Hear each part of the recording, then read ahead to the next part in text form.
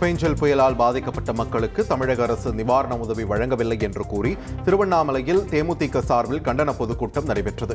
இதில் கலந்து கொண்டு பேசிய அக்கட்சியின் பொதுச் செயலாளர் பிரேமலதா விஜயகாந்த், பொங்கல் பரிசாக 500 ரூபாய் தர முடியாத ஆட்சி தமிழகத்தில் நடைபெறுவதாக விமர்சித்தார். பெண்களை பாலியல் வன்கொடுமை செய்பவர்களுக்கு தூக்கு தண்டனை வழங்க வேண்டும் என்றும் பிரேமலதா விஜயகாந்த் கூறினார்.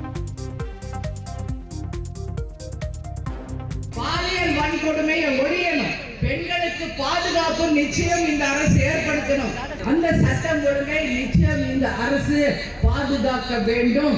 ஏன் சொல்றேன்னா, நிச்சயமாக இனிமேல பாலியல் வன்கொடுமை செய்பவர்களுக்கு உச்சபட்ச தண்டனையாக தூக்கு தண்டனையை தர வேண்டும்.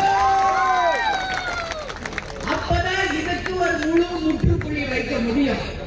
ஒரு சின்ன பள்ளிக்கூடத்தில் படிக்கிற மாணவியிலிருந்து பல்கலைக்கழகத்தில் படிக்கின்ற மாணவி வரைக்கும் யாருக்கும் பாதுகாப்பு இல்லைன்னா இது என்ன ஆட்சி?